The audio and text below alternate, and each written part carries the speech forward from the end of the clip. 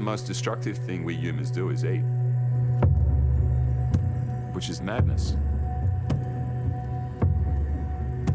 And it's because we've got this stupid system that doesn't respect and value waste.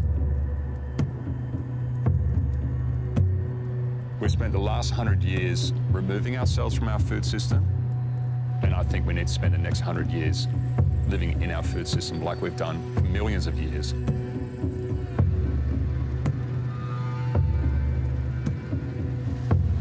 The World Bank say that between 30 and 40% of the food that's actually grown today is wasted. And nature doesn't have waste. A tree that falls down in this forest, it actually creates all these resources for so many other species to get started again. It's a perfect example of a closed-loop system.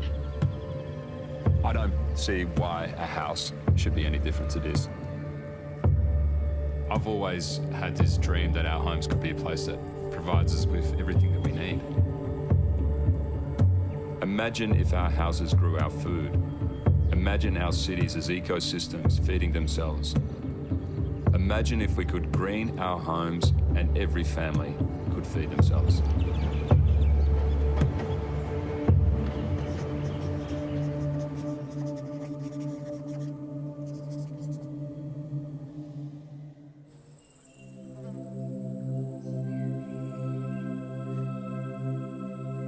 It's an occupational hazard picking these with all the bees. They just love these. This is sedum. It's succulent, actually. We are from a little place called Obdam, which is in about 20 minutes north of Amsterdam. Well known for growing tulips, and that's what my family did there. My grandfather, my great-grandfather. And it's really interesting that my dad started doing it here. These flowers, I use them when they're green. I use them at this stage. Obviously, they're at their best right now. But they're also really beautiful when they completely darken off. I still use them then, and then I actually suspend them. So people walk underneath clouds of sedum.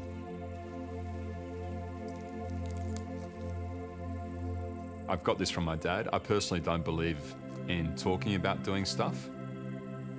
I'm a big believer in doing stuff.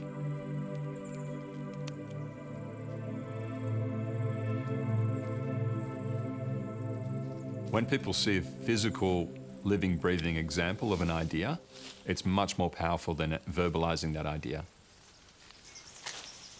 There's something very powerful about smelling it, seeing it, hearing it, touching it. You walk away and it leaves you with something, and it kind of makes you want to change the way you live.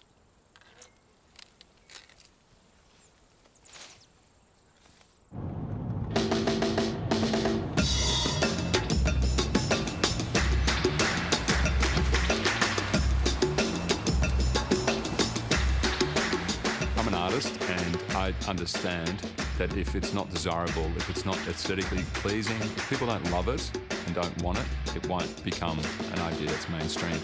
So I understand it's critical that it's appealing. 10 years ago, florists were not really into using natives, and now I think it's been really good to have like an outsider's perspective of how incredible and beautiful these, amazing plants really are. Everything that we waste in our society, in our culture today, to me is a resource. My work has always been about utilising waste, and that led into doing interiors of restaurants using wasted materials, and ultimately doing much larger installations again with wasted materials, and it ultimately led to restaurants. At the end of 2012, I opened Silo, which was the world's first completely zero-waste restaurant. And it led to restaurants all over the world implementing change that really saves an unbelievable amount of waste, even from McDonald's through to some of the world's best restaurants.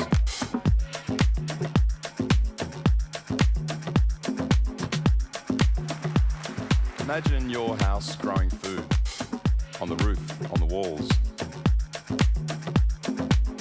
I think the thing about Joost is that he's so idealistic, and he's so fearless. And it's kind of like this, crazy naivety, where he just says, here's the vision.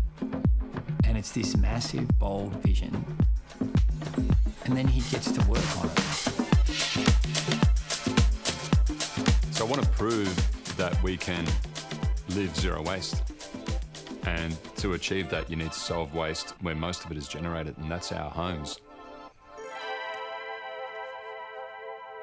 My goal is to build a house like no one's ever seen before. A house that's inspired by nature, really. A house that doesn't generate any waste, is its own closed system. To me, the rules are really simple. If you can't recycle it, or if it's toxic, we can't use it. And that rules out about 95% of building materials that you can normally use. And at the end of the building's life, that the whole thing can just be easily recycled, composted or biodegraded. This design, this system, this building, I think it could be a place that provides us with everything that we need, if we do it right. Let's change our urban areas, our cities, our houses, our buildings to food systems. I think the incredible thing about Joost is he's a florist, not an architect. He thinks like an artist, not an architect. And so he's not making architecture, he's building a system to live within. And he calls it future food systems.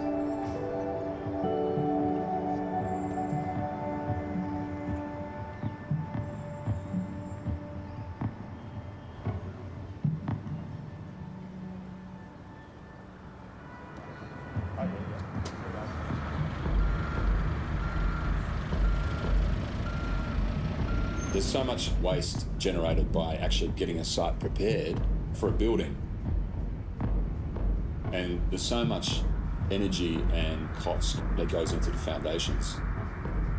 So I started playing around with the idea of what about if you build a house that doesn't need foundations and you can plough that money into a rooftop garden.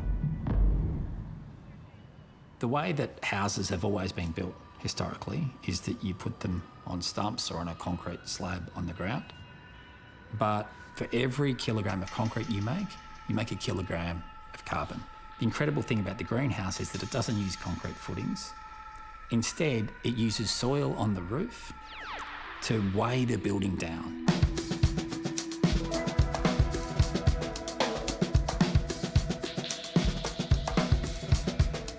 This system can be built in a factory, taken to site, the soil can then be loaded on, and the building is there.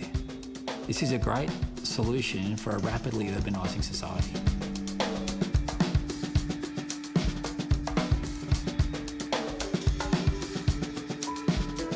From an engineering point of view, we can't start putting in windows or cladding it because the building becomes like a sail without the soil on the roof, because it's part of the engineering. That's why that garden needs to go on immediately.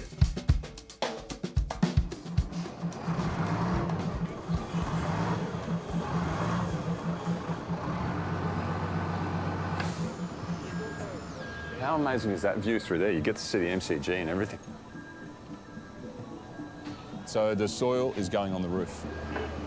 And so today is the most exciting day of the whole project, pretty much, for me anyway. And that's what we plant the garden in. It'll grow some amazing food. As well, the black barrels are made from recycled plastic, so I like using them.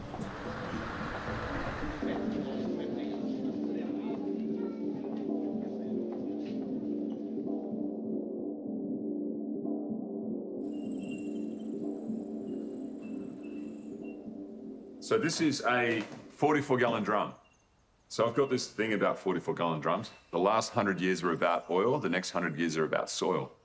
So I call them 44-gallon soil drums. And people say to me all the time, how can you have black barrels like in the middle of summer and everything grows so well? Because the plants are constantly have access to water. And so you don't lose nutrients and you don't lose water. So the ultimate zero waste design.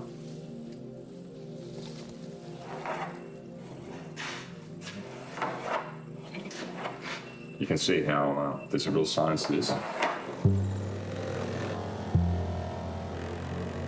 please put this in your recycling. It's polypropylene. It gets recycled, and there's a huge shortage of it in Australia. This goes in like that. Basically, force this in. You've got to make sure that something goes all the way down to the bottom, so that it's always sitting in water. And the water will wick up, but it can't be synthetic because it won't wick.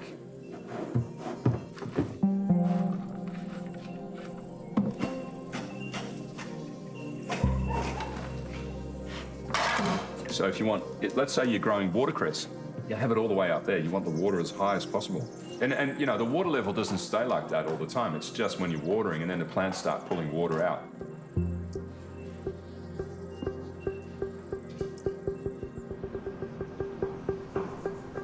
And I love that before we put any windows in or any cladding on or anything, the very first thing we do is put the soil on the roof. We put the garden on. I dream that one day every house is built that way.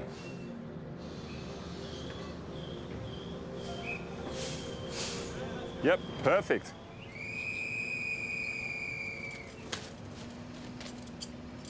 You can't suddenly walk up the street and throw a little bit of rubbish in the bin, because once you do that, you compromise the whole idea. And so I think you've got to have a purist approach, because once people see you compromise, then they compromise, and then suddenly it becomes a slippery slope.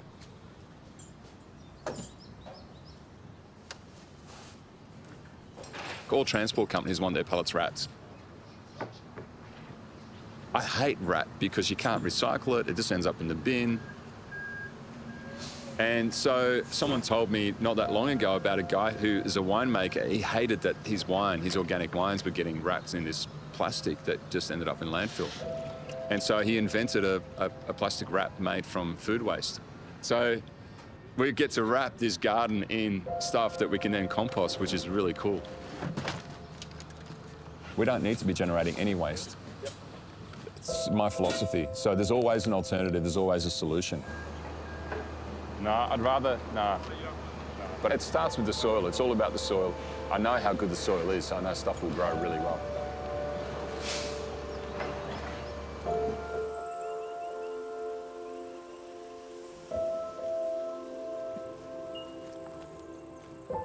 I've put really coarse material, but also really fine material. I mean, I can stick my hand into this. It's a scrub worm. These can go down up to 2.5, 3 meters deep. I actually reckon that this is probably the most important living organism on Earth. My dad used to say that lots of worms means happy people. I've been mucking around the soil for about 30 years and just copying what's in the natural environment. I always try and have something from the ocean in it. So these are scallop shells that have been ground up and composted. And of course, worms. You can see here.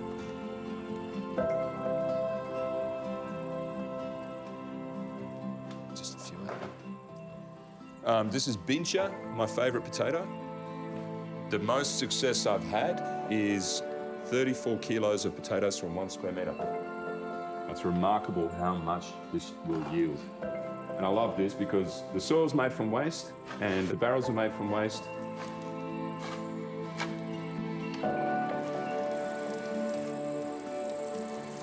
No, I think everybody should have vertical gardens in their house. I think everybody should be growing a little bit of food, even if it's a square metre. And that's what I hope will become normal. Because once you start planting something and you grow something, you're connected to the outside world like never before, because you start worrying about whether it's going to rain. Oh, do I need to water that plant? Have we got rain coming tonight? I better harvest it. Time to plant some veggies. Suddenly you're connected, and then that becomes the stepping stone. Awesome.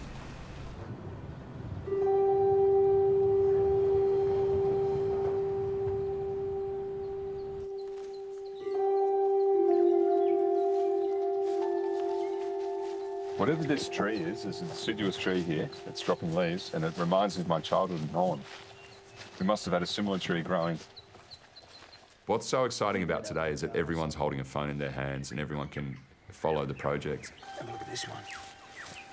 That bird sounds so cool, isn't it? So as frustrating as it is for us to kind of be building while these lockdowns are going on, people sitting at home, stuck at home, were able to, through social media, follow the build, watch the wicking beds being made and the soil getting made. Saffron cow. This is probably the one that's easiest for people to identify, but it's also the most delicious. We needed to radically change everything before COVID. And I think that people are more open to it now because they've realised that we can suddenly stop going to work. We can quickly change what we do. And that fills me with hope. This is a very, very good day.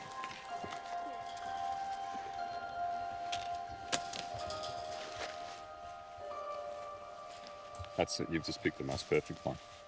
Actually, I like it when they've got little, looks like an artwork.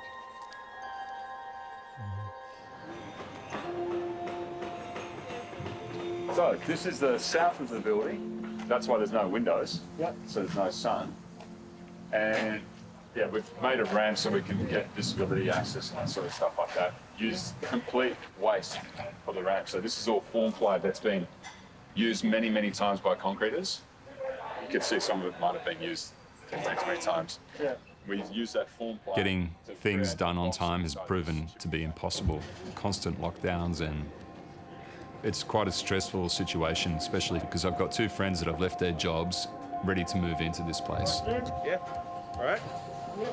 Lean it in. All right. And, you know, because of the lockdown, we weren't allowed to start early either. You know, there were very limited hours that we could work. And then, of course, it just made it worse. So the anxiety and the costs and the blowouts and, you know, all that sort of stuff. And really, you know, there's only 4 of us working on this most of the time. So the join on the one behind us here. And so, luckily for us, it's only a relatively small house.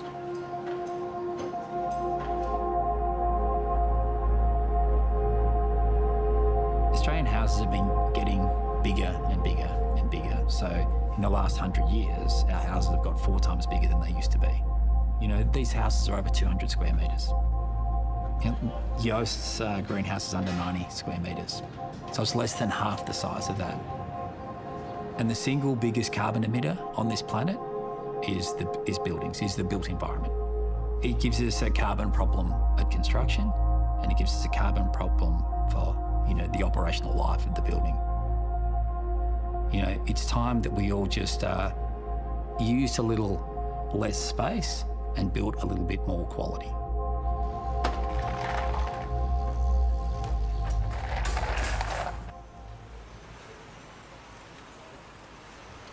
This is the last straw. This is Joost at, what is it, 7:15. More hay in his hair than there is hair. I love this stuff. What can I say? Well, I'm a bit of a sucker for straw. All my past projects have used straw, just baled, the way that the farmers sell it. But in the new project, I used a compressed panel that's made in Bendigo since 1952.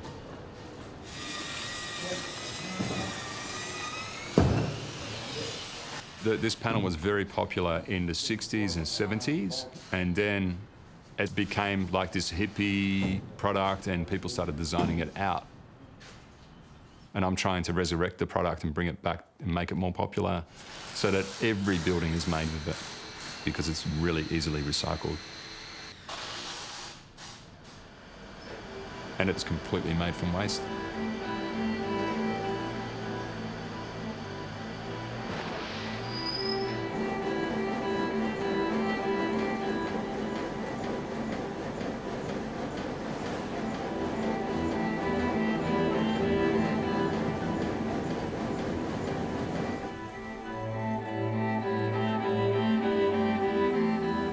So for every kilo of oats, rice, wheat, barley, we produce a kilo of straw. And there's 100 million farmers that produce it every year. More than enough material to make all of our toilet paper, copy paper, cardboard. And yet we're cutting down trees for toilet paper. 27,000 trees are cut down every day just to make toilet paper. And at the same time, farmers are burning straw to get rid of it.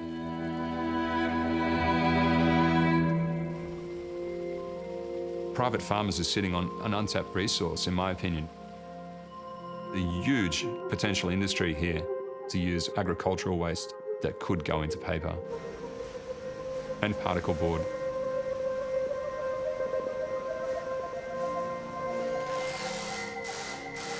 We use straw on the walls, there's straw on the ceiling, so you get this beautifully insulated wall that is made with the material that's most wasted on Earth.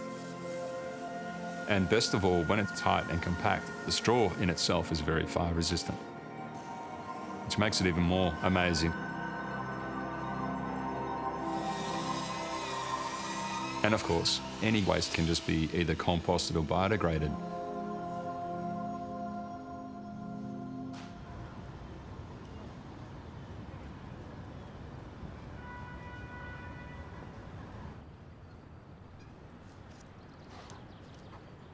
Is this barley? Oats. Oats. Bit late, but they'll still be fine. The most important element in soil is air. Soil life is no different to us. The number one thing that they need is air. Wow. You watch So healthy. Once you've got air, all of the microflora and bacteria can thrive. And then the gold, the magic. And carbon, charcoal, is a permanent home for microflora. This is biochar. And yeah, I always mix this into the soil. This is carbon, and it stays in the soil for hundreds and hundreds of years. And just mix it all through.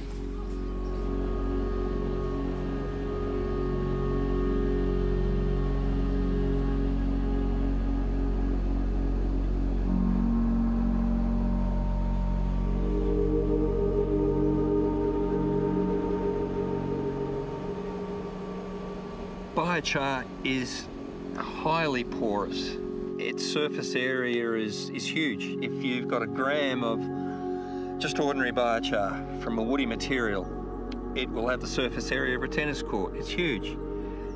And because it's so porous, it's like a housing complex for soil microbes. But we'll use anything that's basically a dry organic material, wood chips, shells, nuts, grape mark, residue from the hemp industry. If it's a dry, considered a waste material that you normally burn, shred it, put it through a continuous pyrolysis process like this. Beautiful, it's win-win. What happens with biochar is you're burning without oxygen, so there's no smoke, there's no emissions. If you burnt it in a fire, it would turn to ash and you'd lose it. But when you're turning it into charcoal, that's a great way to store carbon. We know of charcoal that's thousands of years old from fires from 2,000 or 3,000 years ago, so it stays in the soil for a long time. When we make our biochar, we leave a few little goodies in there. We don't cook the crap out of it. It's got some of these pyroligneous compounds, these acids and foods for soil microbes and plants as well. Once it goes in the soil and the biology sees this wonderful housing complex, bingo, they explode. Wow. There you go. Yeah. Because it's based around this beautiful complex fixed carbon matrix, it's like compost for life. You get the same wonderful effect that you get from compost, but it's never ending and it just gets better.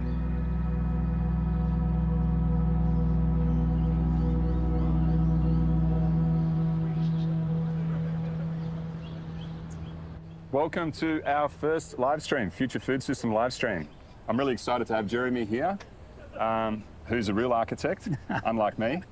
And we're going to take you through all the different elements that have made this building what it is today. We've got a tiny little roof up the top, which is, I've calculated, is enough for drinking water for a year. So all the water off the solar panels of the roof will be used for drinking and cooking and that sort of thing, and that's what this stainless steel tank is for. So it seems like your whole frame is all steel, no concrete. No. I guess the goal is at the end of all this, Joost, that you can recycle the entire building, the whole frame, everything. Yep. Zero waste. Well, as you know, I'm obsessed with zero waste. So if you can't recycle it, I don't want it. Yeah.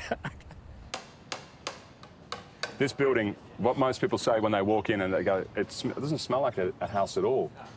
And that's because we haven't used any glues, resins, coatings, paints, any synthetic materials. It's just all natural materials. It smells like Apollo Bay. That's what it Yeah. smells like. The Cypress macrocarpa. Well, I mean, I'm really proud of the fact that there's not one stick of FSC timber in this building. So everything's come from a farm. So FSC, it's Forest Stewardship Council. You'll find it on copy paper, toilet paper, on everything that's made from wood chips. It's a body that was set up to give us confidence in knowing that it's sustainable, this timber.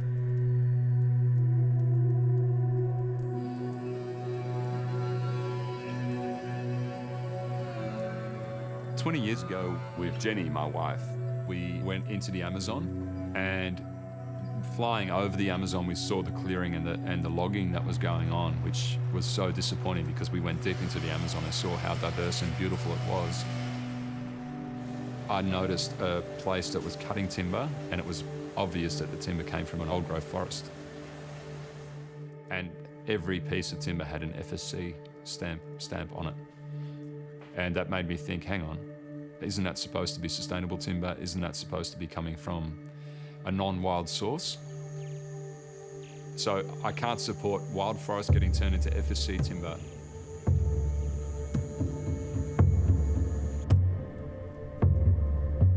Everyone talks about monoculture forest, plantation timber. It's clearly a beautiful setting, but this is possibly the worst form of locking up land. This is the most profitable form of forestry, planting the same species, the same distance apart, all the same age, en masse. What it does is it basically wipes out any chance of competition. They grow really quickly, they're really uniform, they're all planted the same distance apart, they're all the same age, and there's no chance for an understory. You can see there's nothing growing underneath here. There's no plants, there's no wildlife, there's no insects, there's no birds, there's nothing that lives in this monoculture.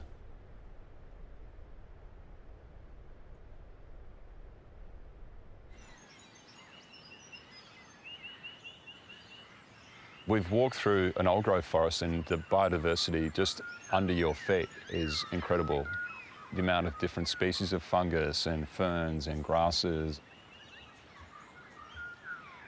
None of that exists here. In my eyes, this is dead. There's no life here.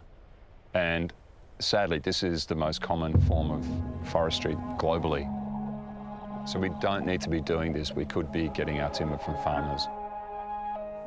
I planted that tree. This thing here, I've harvested it. It's all in furniture. That was only 25 years old. A lot of people have heard the term agroforestry, and that basically means that farmers who normally farm sheep or grain or other crops plant trees. And those trees are actually planted for harvesting, but those trees also provide shade and wind protection for livestock, or they'll stop erosion in waterways. And agroforestry is about planting trees to stop that erosion, but then also ultimately for profit, so that you do get to harvest those trees. It's estimated that most farms have between 15 and 20% of their land that's unproductive and is able to have trees. This is what we got out of it. You can see the colour of the timber. Beautiful. And so I believe that we need to support farmers in planting trees, but don't just pay them to plant trees. We need to pay them ongoing to maintain that tree, so that over the next 10 years we build a really sustainable timber industry. We have got a huge land mass, and we've got the potential to grow billions of trees and create habitat and restore the environment at the same time. So it's a win-win. Every single bit of timber has come from a farm. Nothing has come from a monoculture. Hey, Andrew. Yeah. Kitchen's too big, mate. Really? No, it's unreal. Look Unreal. at that. There's the magic oil. Everything was really, I suppose, a lot more considered, and it probably wasn't as rough. 862 plus 70. So that'll be fine.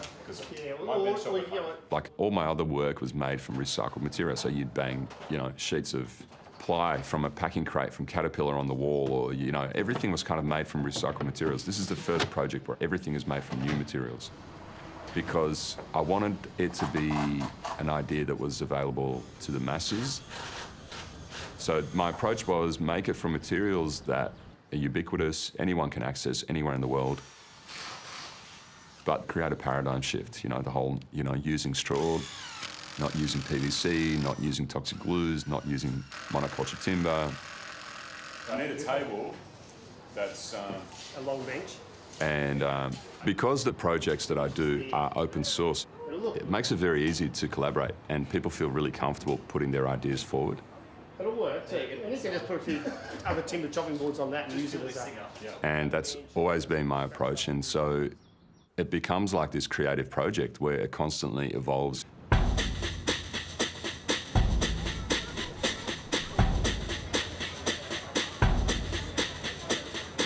You know, it's all good and well to talk about these sort of things, but if you can't use the produce that we're talking about, growing sustainably, producing sustainably, it sort of doesn't really back up the values that we're trying to spread. So I think it's important to practice what we preach. I've known Joost for at least 10 years, since we did the greenhouse project in Perth. Every restaurant-based installation is done since then. I've been the foolish guy to help execute it, which has been a really interesting journey. And through that time, I think there's been a lot of learnings, a lot of trial and error. I like the challenge to find something new.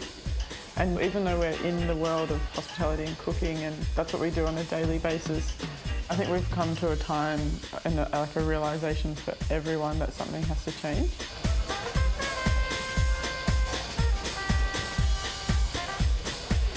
So we're leaving the restaurant world for a little bit. I generally love it, so I'll be back at some stage. But we're just going to build this house, getting to know how it's all come together, troubleshooting as we go, then grow some food, and then move in and just make a modern urban cuisine out of food that's grown on a house in the middle of the city.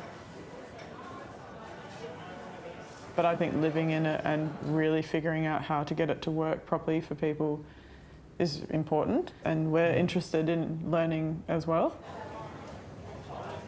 So we're taking, you know, near 20 years of culinary experience working across Australia and around the world into this tiny little unique new concept. And it's not very often you get that opportunity as a chef to do something that's truly new and truly unique.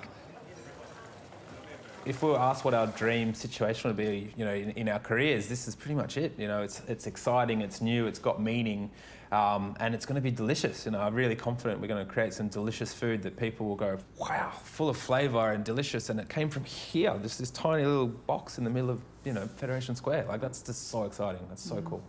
All right, well, we might just move this one.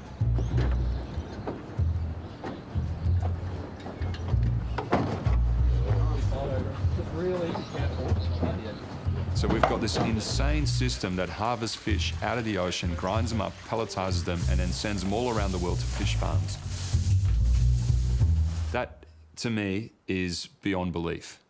So I'm a big believer that our urban environment can easily provide us with more than enough fish.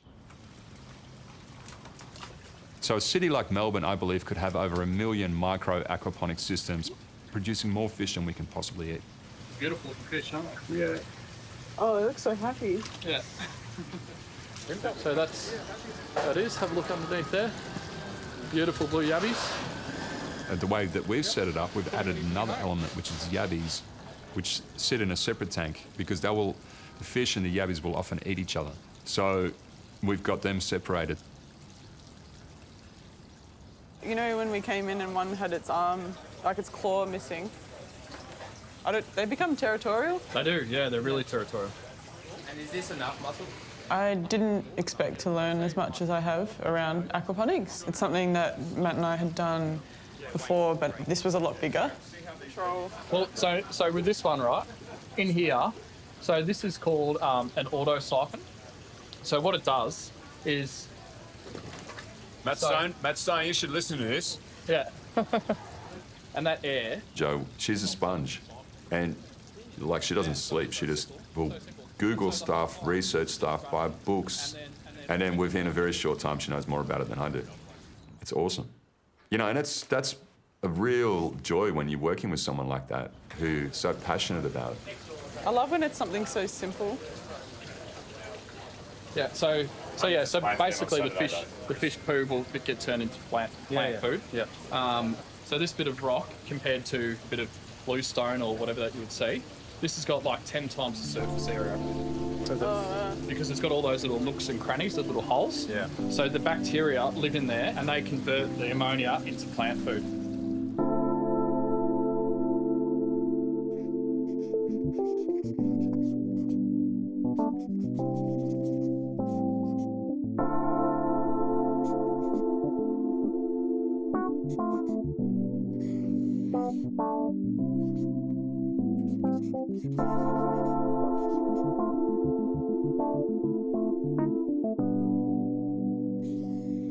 It's so light.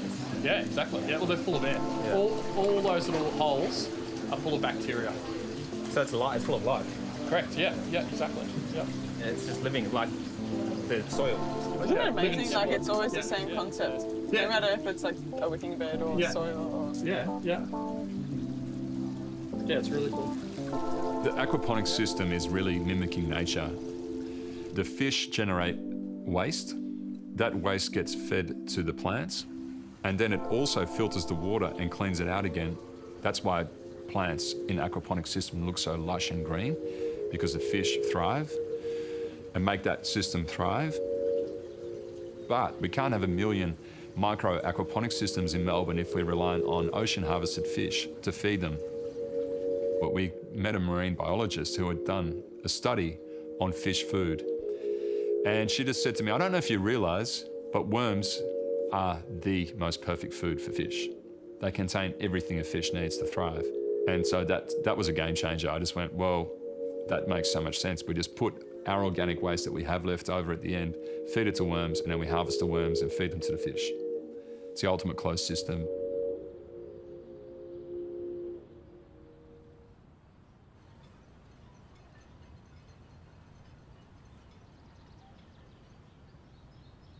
I was really looking forward to just launching into it, like moving in, cooking, and Joost kept saying, we're 2 weeks away from moving in, and then it's not. We've got beans, we've got zucchini, rocket, many oats. Because we already had started harvesting beans because the garden was kind of producing food before the house was finished.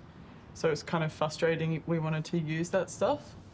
So, you know, all these exciting things you just want to take advantage of, but it's not finished to be able to do it. Everything is just Joost pioneering and trying to do things the correct way, and like who knew that doing the correct thing would actually be so difficult. It's just frustrating because we just can't get in. So we just want to get rolling and get cooking and work with the space because, you know, it's a very intimate, small, unique space to work in. So after cooking in, you know, large kitchens with a large team for so many years, to adapt what you think might work and might not work.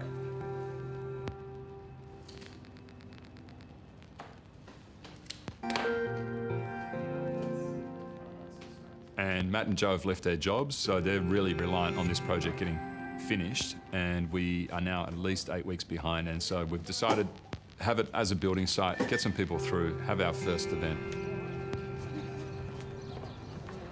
That was Today's relevant, I feel real. I feel nervous for no reason. Like, I'm not cooking or anything. We're just, you know, using the space. But it's the first time. I mean, we've had friends through and stuff, but it's the first time like hospo crew are going to see it and come through. And like, it's obviously nowhere near finished. And like, you know, we're funding it all, so we need to make money. Like, if we're doing it, you know. It's the first time I haven't had a full-time job in a long time. It's scary. We'll have power in 5 minutes. Oh, good. And we were like fully planning to be finished and built, and well, we couldn't have any builders here. That was the problem, and all of our supplies took forever because no one was working, and it's just blown out. Like it should have been finished months ago, but.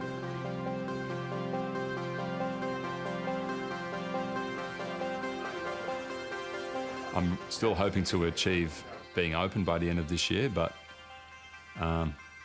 it's a crazy situation, but yeah. Yeah.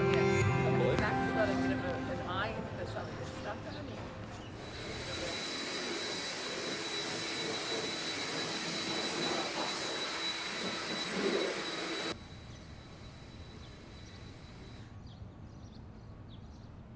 One of the things that I love the most about the building is that you walk in and you can smell it. It's a combination of the plants growing, the water trickling, and the fish are at the very top, and you could just smell that ecosystem coming down, which is very reminiscent of walking into a forest and walking along a creek. Our solar panels weren't connected at the time and power was shorting out quite often. There was a moment where we thought we were on top of everything and we weren't staying here. There was no bed. The bedrooms weren't even finished. So the fish looked like they would be okay. The water was pumping again and we went home. I walked in and I could smell that there was something out of balance. It wasn't right. So I ran upstairs and saw that some fish had died. It was very emotional and I felt very riddled with guilt that we had introduced animals into this home and we'd killed them for no reason. And I guess part of this project is to share those troubles, but I mean, we weren't living here, so I don't know if we were ready. I was very hesitant to bring back fish, so we decided that we wouldn't do anything for a couple of weeks, and then Joost was like, no, we just got to get fish back in here.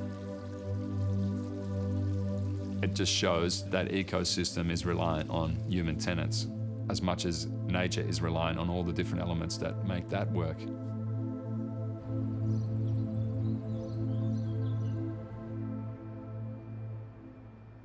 So this is your battery wall? Batteries are a disaster when it comes to recycling. They're difficult to recycle. And so I've just been researching, and then I came across nickel-iron batteries.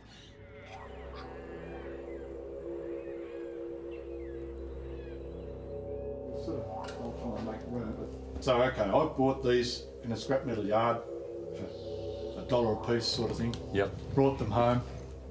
My father used to do a bit of solar panel installation. He didn't think that they would suit a solar panel, so I never put solar panels in until after he died. And then after he died, I thought, well, I just started doing my own homework and couldn't see why they wouldn't work, so I bought a panel. Yep. And it's worked for you? And it worked perfectly, so I thought, right. So I just started buying more. Wow. And they were fitted to submarines during the Second World War. I believe they were incredibly expensive at the time. Yep. And that's why no one else could do anything with them as far as alternative power goes. Yeah. Love it. It's awesome. I just can't believe that these batteries are from World War II and, you know, you're still using them today. Oh, how it is. Oh, I reckon it's a game changer. They're very rough and crude looking. And this is all salts building up around the hinges. Yep. And see, there's one that's very stiff. Yep. They've been like that for 30 years and it doesn't matter. That is insane. Yes. And still functioning the way that they were originally designed. The thing that inspires me and excites me is this constant connection with brilliant people. It's minimalist. It's Yeah. really, really minimalist. And that's what projects like this have always done. They're magnets. You know, most of the crazy ideas just come about because you're just a magnet for a whole bunch of crazy people. And then you just, oh, why don't we do it that way? This battery here is 100 years old and still works. As good as the day that it was made. So this is a battery that can be recycled, but it probably never will be. Like my grandchildren will have these batteries in their houses. Incredible. And so tell us about how you charge these. Like, have you got solar? Yeah, just panels solar. on So top? Timbo, South Australian-made solar panels. Australian-made solar. So we've got climate change. We've got a warming planet. We've also got an urbanising planet. The big thing is this thing called the urban heat island effect. And what that means is that when you have lots of asphalt, which is black, lots of concrete, and then the sun is beating down on that, it absorbs that heat and it retains the heat. And so, you know, for Joost, basically instead of having a black roof which absorbs heat, he's got solar panels, which takes that sun, converts it to electricity, and then he's got plants. And plants, you know, help cool the house, and plants absorb the sun, and through photosynthesis, turn it into food for the occupants. So it's a solution that in dense cities, we're all going to have to look to.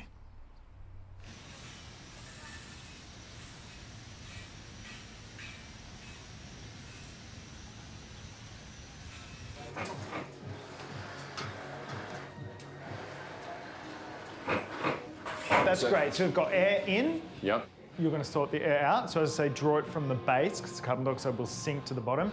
You want a continual flow. You want moving air all the time. I think that's the first mistake that a lot of people make with mushrooms because they think they grow in caves, they grow them in the dark with no air movement and they do the thing. But most of the mushrooms don't want to do that. They don't grow in caves, they grow in forests and they want to find the light. They want to find that fresh air, right? So that's where they want to go. Yeah. So as I say, the two things we're talking about today and trying to get right is airflow, because we need lots of fresh air, and we need humidity, right? And so that's the next step. Okay, let's talk about humidity then. Absolutely, let's do it.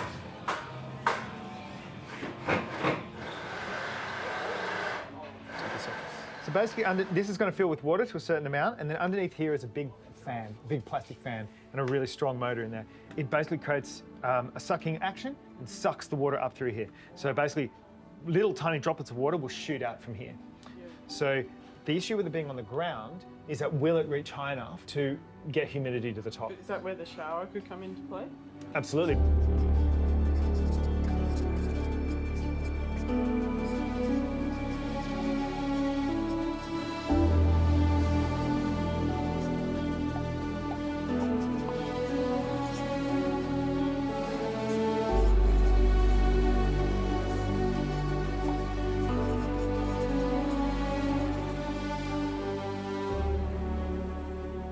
This is going to look so cool. I can't wait.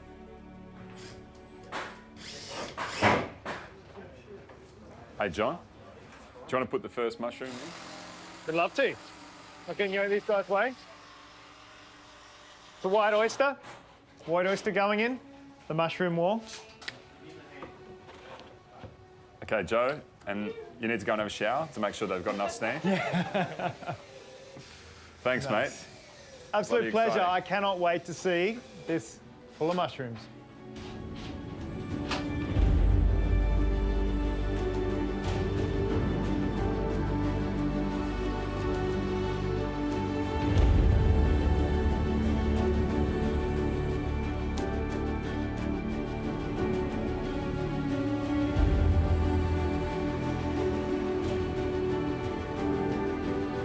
Let's see how long it takes for this one to go. Can't believe they're already popping out.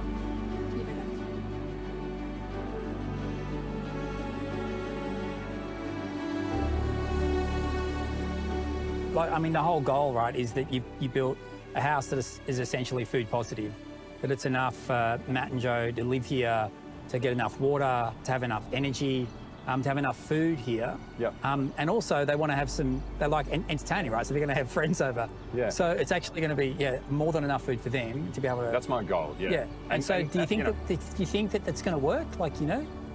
Yeah. Yeah, I think I wouldn't be doing it for... Look, I don't know how well it's, like, I'm not saying that everything we do here is the way that it needs to be done. I just want people to get inspired and go, he's doing it like that. Well, what about if we do it like that? I just want it to be a catalyst. Yeah. And look at it now, every single... I've never seen a house do what this house does. This is something that's come from pure creation. This has been the evolution of 20 years of thinking about the environment, our food systems, our housing systems. And, he doesn't need people to do every part of it. They can just take the bits that they want, but everyone can learn something from what he's done. And I think that the big thing is that it's so ambitious and such a simple, clear idea. I'm going to make a house that grows enough food for the people that live there. Like, what a simple, beautiful idea.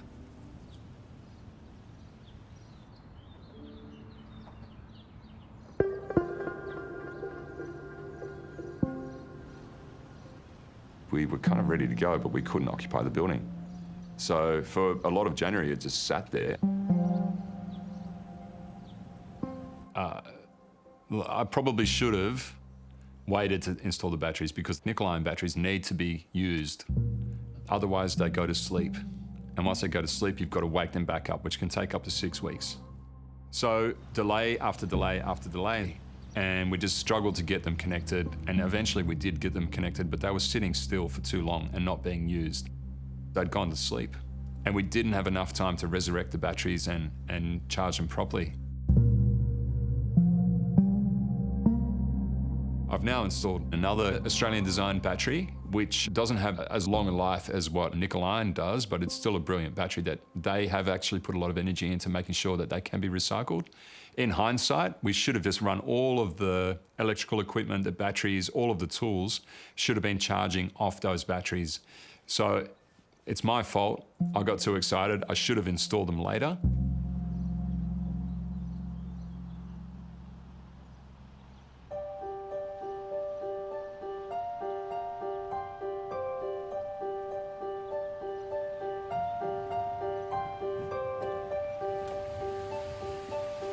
Welcome to Future Food System. This is the entry. I thought I'd take you on a little tour.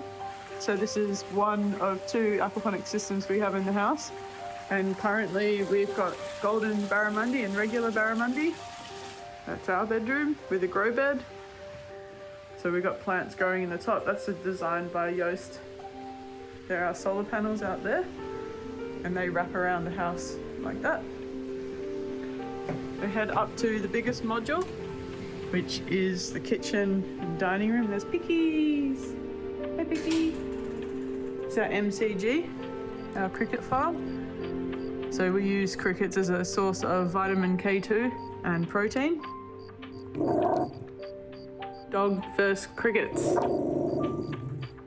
Then we've got our flow hive, so our beehive, but you can just tap the honey. So this comes up.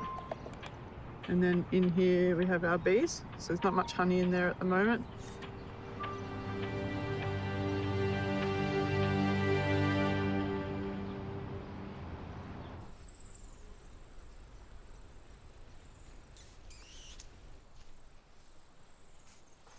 Hey, what are you doing? What are you doing? Finally got the batteries installed that were meant to be at Fed Square. Pretty excited. Just in the last 2 weeks, they've really already woken up again and fully charged. And hopefully these will be in our family for quite a few generations to come.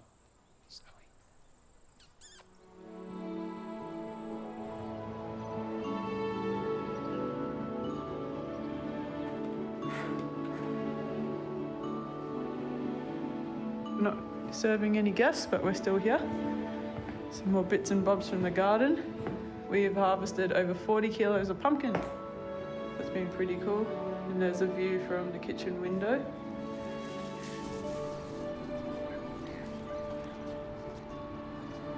It's a good parsnip. I think having a garden is really important to the way that Matt and I cook, because we just let the garden guide what we're actually cooking. It's not the other way around. It's really about coming out here and seeing what's growing and what is the best, and then just picking that and cooking something with it.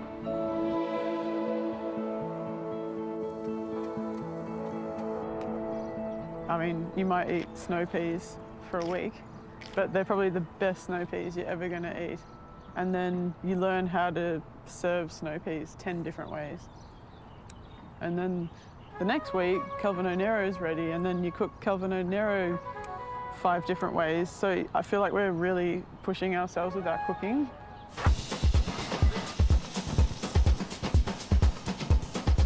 We'll document all our recipes as we go and photograph as we go. Matt and I want to know if anyone's got any questions. Ask us. Food, building, materials, whatever. There's no hiding any of the ideas here with the building, with the food. It's got to be out there, and that's how you can inspire people to do this stuff, really. So it's we use 400 grams of tiger nuts and got a litre of milk. Good enough for me. Come on, mate. Sure.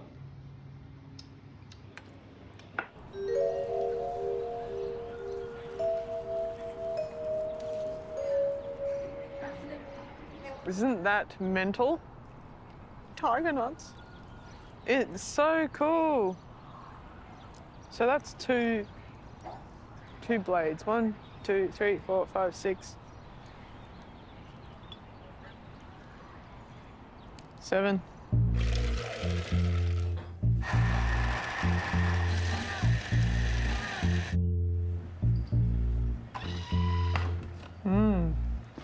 Tiger nut milk, and then we're going to milk it. Joe, what are you making?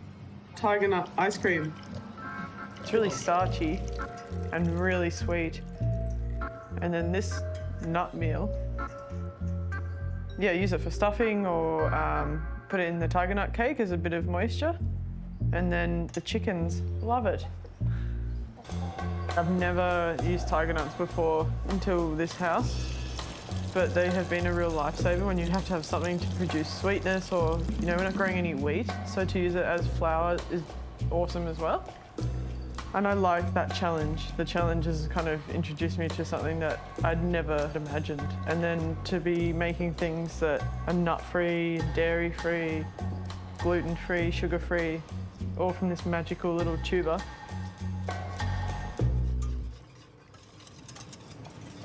And that is a crazy tiger nut. I feel like every country must have their version of something like this. For Australia, I think it's bunya nuts. So silky.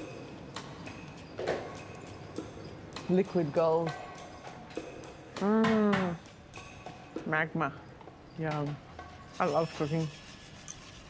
I love everything about it.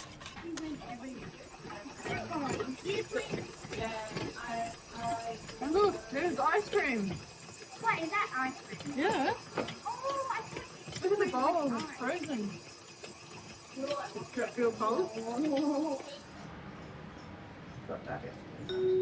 Ice cream. You know what blows my mind? It's 3 ingredients. That's all it is. Double scoop.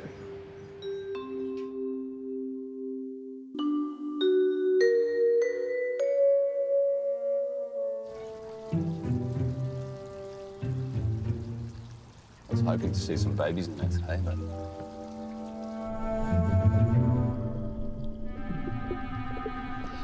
Look how much darker they are. Oh, wow. They've got to be close to hatching. Yeah. Wow. That's so cool. That's my finger for scale.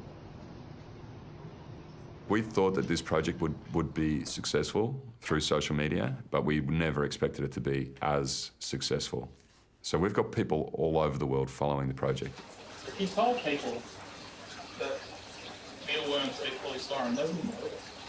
People don't believe it. Oh, it's just incredible because so much polystyrene goes into restaurants.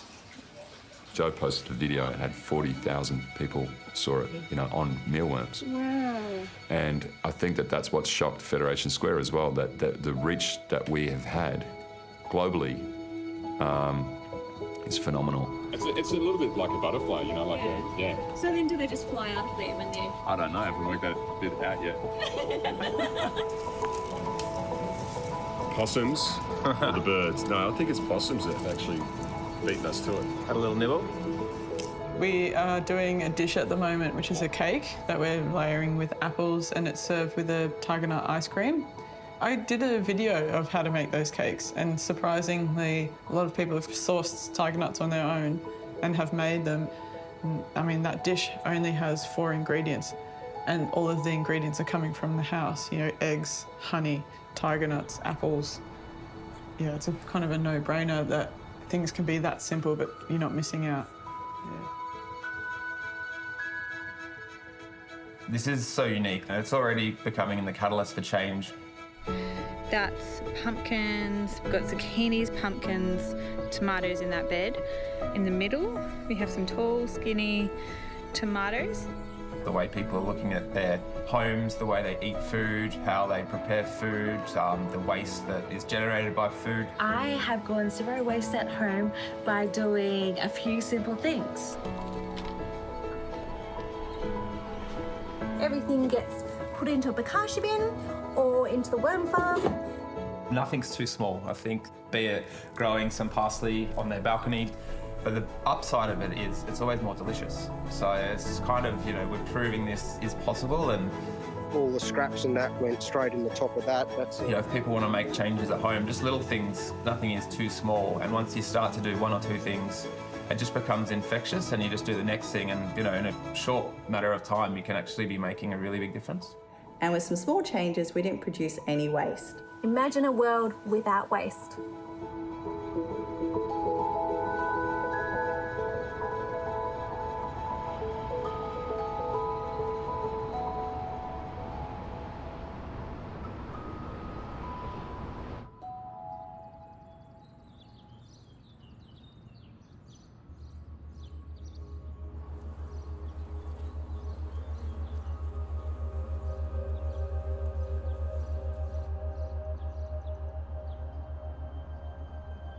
I'm walking up there, up the stairs, and I'm looking in the sky and I just see these really, really big flies. Like they're huge. Oh my God, they're everywhere. Then I ran back up the stairs and the whole solar panel was covered with a blanket of dead bees. There's no bees in there. What the hell? What it was the bees were dragging dead bees out of the hive and dropping them. It was like a massacre. I know. We worked out that somebody was using a chemical to get rid of a pest. The bees had obviously were attracted to it, had taken it back to the hive.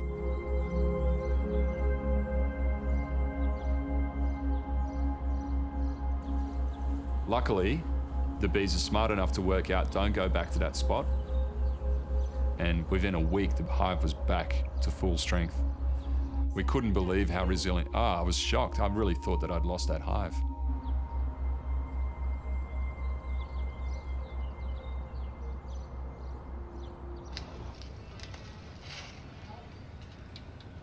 Juicy, juiciest nashies. Sorry, what? It's been a big day. It's been a big 6 months.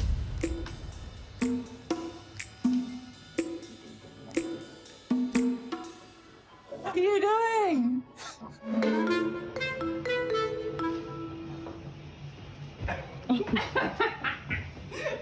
I'll get you. I'll get you. What are you guys doing here?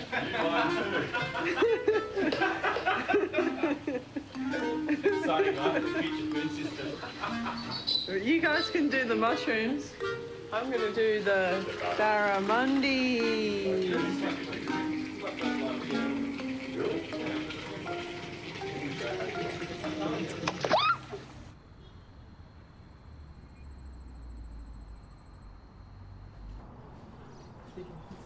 You gonna go fishing, mate?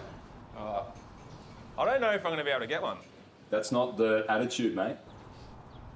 It's going to be really hard to get one, Joost. The water's so high. I'm wondering whether we stick. Out of everything in this house, I think the rainbow trout are my favourite. They were the yabbies, but we've been growing these fingerlings for months now. They were tiny, and now they're at full size and ready to harvest, and we actually have to harvest before it gets too hot. Sorry, fisher. It's actually really hard to catch them.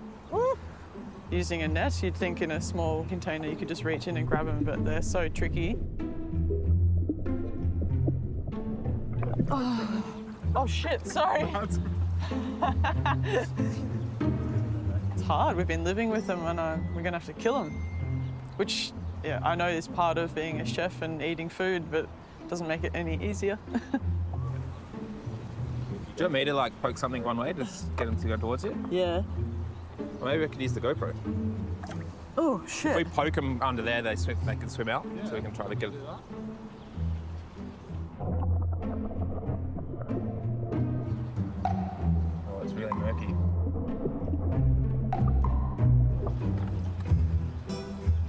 They're so quick.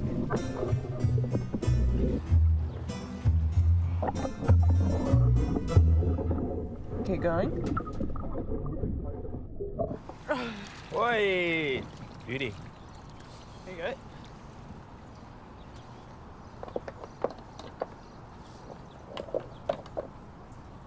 Oh, slippery.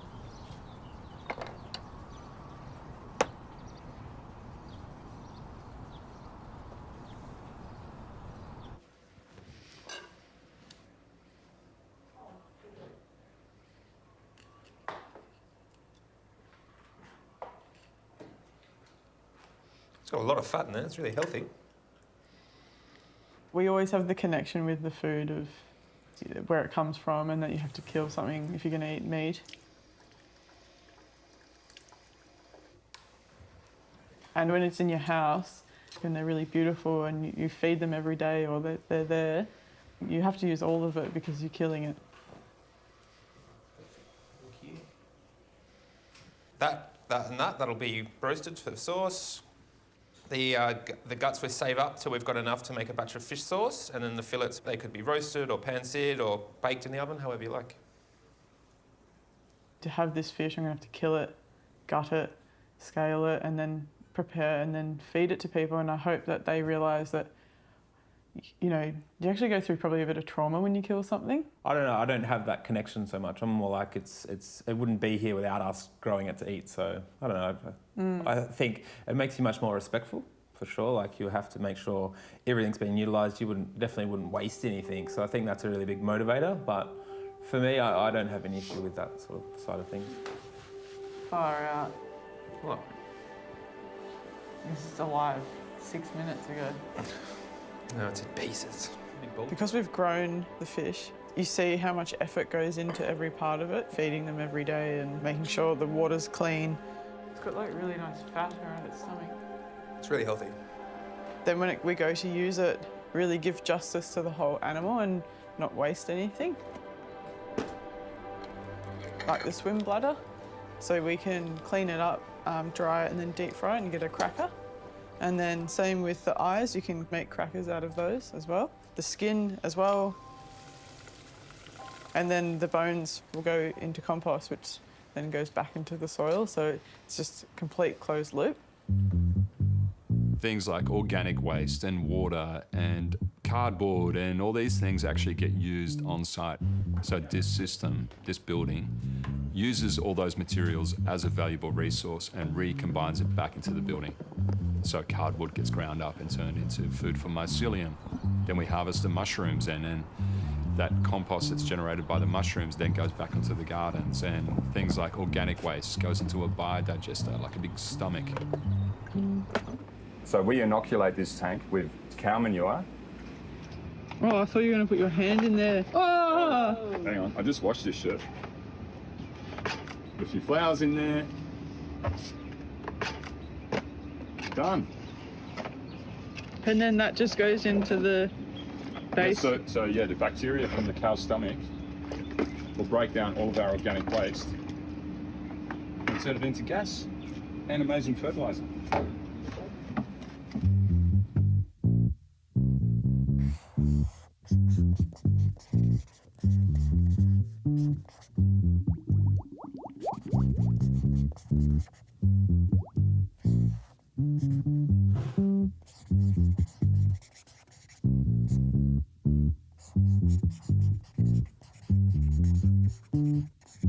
Still kind of measuring how much we get out of it, but you know, we don't have that much waste, but when it breaks down and when the gas is created, it's actually quite a lot. So there's, I think, maybe 4 hours a day at least of cooking gas coming from this.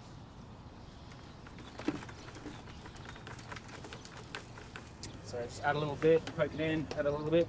I was struggling with the aesthetic of the biodigester, to be totally honest. How do I get clients to engage with human waste as a resource? You know, as well as, you know, their food waste as a resource.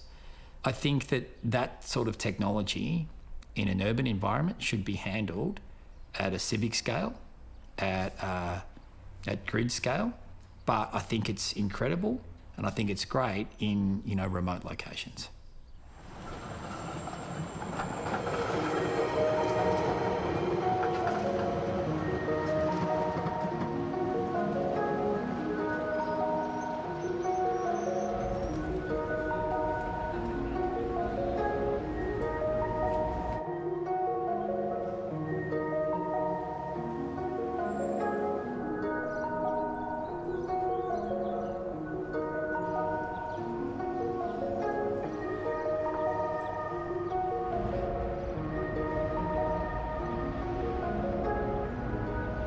So there's been lots of action here, but no one really in the house to enjoy it. So it's just been us. So it's been very quiet for the last what is it now? 3 months almost? Longer. Yeah, so we're pretty excited to get some people into the house. And the garden's out of control, so it's perfect. Dumplings and fish both downstairs. I don't really think we need to try them up. It's been funny because we've only ever really been in the kitchen and now doing all front of house stuff. So getting all the plates ready and polishing cutlery and glasses. This is the beauty about having solar panels on the ground. If you, at the start of this project, said to someone, look, I think we can grow food where we live, everyone would assume it's a salad. How many times do I eat a salad for breakfast, lunch and dinner? And what we've proven is, you know, the food that we've generated over the last 6 months, you know, the diversity and the difference, and it's all delicious as well. Yes, the crickets will be out soon, fry some up, but we're going to season the crickets with the cricket salt as well. Imagine it like a dukkha. Yeah, pretty much. So you'd put nuts and different things in a dukkha, but we're doing different seeds and different crickets.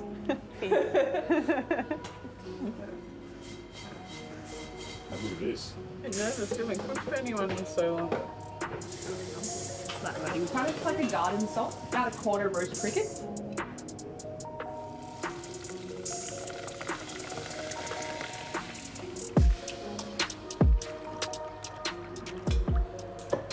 Smells a bit like ginger beer to me. If you can smell that. Smell of vision. That's pretty nice cold.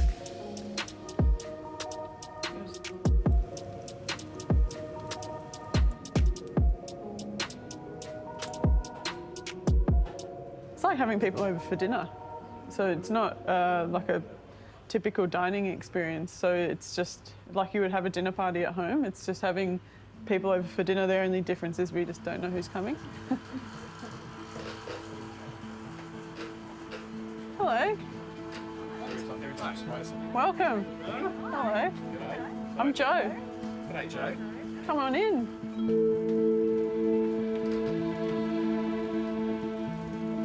Yeah. It was. Cheers. It feels so... Normally we'd have statue. Cheers. And feel free to wander out. So the water from the fish tanks cycles across the grow beds, and then we've got sweet potatoes and snow peas. Ah, hello. Welcome. G'day.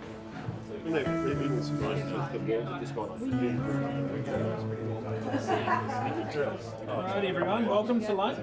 So there's some different shoots, some different veggies, everything you can see is completely edible. The flowers and even the crickets on top, so some fried crickets in there.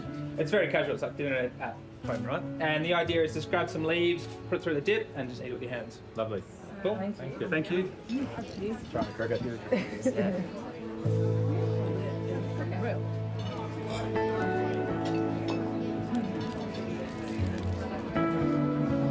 Sorry to interrupt. The next little bite we have is a cannoli that's filled with smoked and cured trout, rainbow trout that's growing out here. It's encased in a sorghum tostada, so similar to making a corn chip, but we made it with sorghum, which is a grain that we've grown here. Bon appetit.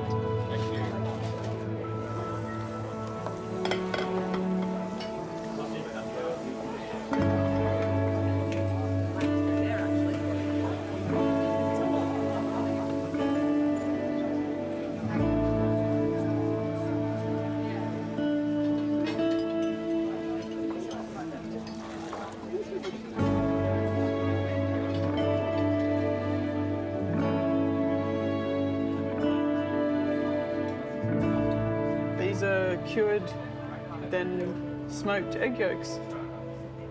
And then we dry them, and then we grate them.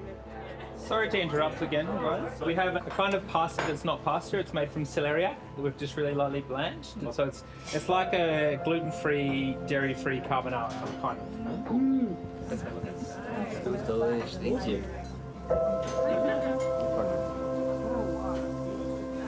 Fun to be cooking again and running around and feel like we have a bit of a meaning.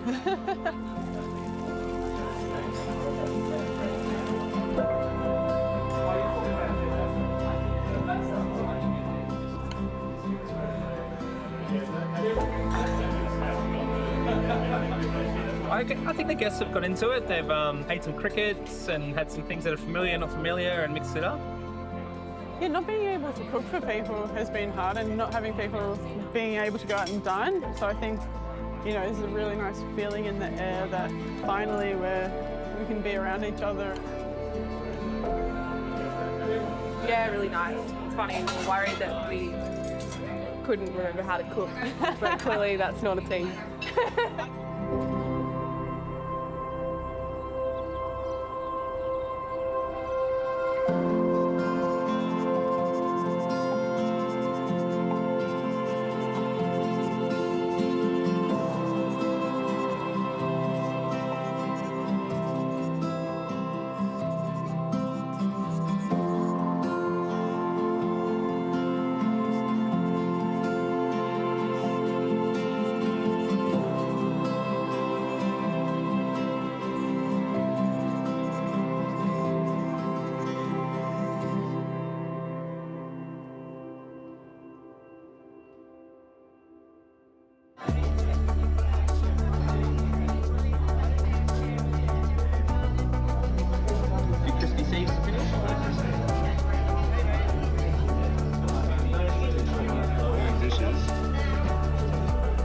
That's called recycling. Bring your own bucket. Something like this is so special. To put it into a public space, to share it with people is really important. So there's huge potential for us to turn our urban areas into the most biodiverse places on Earth, which they already are. But what about if we actually grow food? Hi, it's Amy Jones from Studio 10. Straight lines, Doctor. I would blanch them, definitely, and I would not have them squeaky.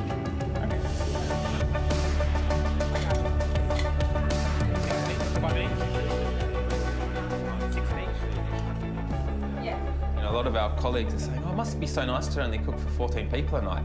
And it is, but we're also picking the vegetables, trying to preserve them, you know, managing all of the fermentations, the sauces, the pastes, all of that flavour, you know, important stuff.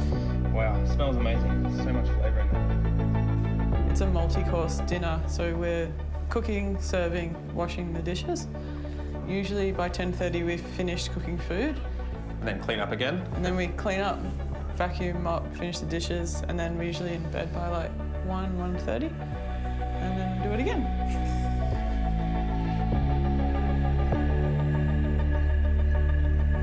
But, you know, Joost reminds me all the time, like, there's nothing like this. It's never been done. And if we don't do it, no one will.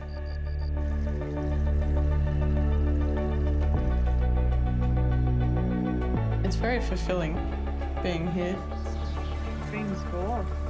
Being a part of a system, and that you know that it's reliant on you and you're giving back to it and it gives to you, and being able to cook and be a part of that as well. So you kind of close the loop by showing that thing respect as well. So it's a very fulfilling project.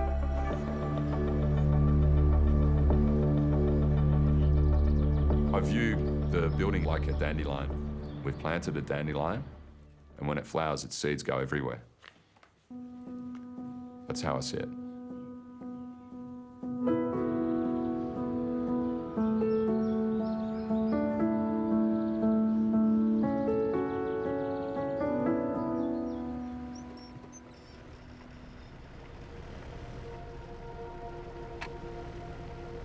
Yeah, so I'm still a little bit in shock. But I'm also excited because I've just been asked to design a zero waste supermarket that implements many of the ideas that Future Food System is about. Where's Sam? This could be a catalyst for change, you know, in the whole country. Tree-free packaging and no plastic and reusable containers. So it's pretty exciting. I can't believe that this has happened. I love the idea that a supermarket could be completely zero waste. So the organic waste that we generate will get fed into a biodigester, and then the biodigester will create heat and energy and gas. And from that gas, we use that for hot water. But also, we'll have every second pane of glass on the roof will be a solar panel. So the idea is that it's a productive building, but on a massive scale. It's actually like a large version of Future Food System, really. It's a greenhouse on a massive scale, so every single element allows for the production of food, but also for the utilisation of waste on site. And so everything is designed to be a circular system, and then all the packaging will have a washing plant on site, so people can bring their packaging back to the supermarket and it'll get reused. There's no stickers on jars, there's no stickers on fruit, there's no stickers on vegetables, because they are the enemy of recycling. So the rooftop garden, so as you're walking up the aisles, you'll actually look up and see the plants growing above the aisles. So it'll be a double-story glass house, which allows you to have productivity above, but it also shades the glass house underneath. So we'll be able to create a really amazing environment for people walking in the supermarket. It's like a natural air conditioner. That means that we use a lot less energy than a conventional supermarket. I'm a big believer in that a vision can be realised. I think if you think it, you can realise it. It's not easy, but I think you can do it.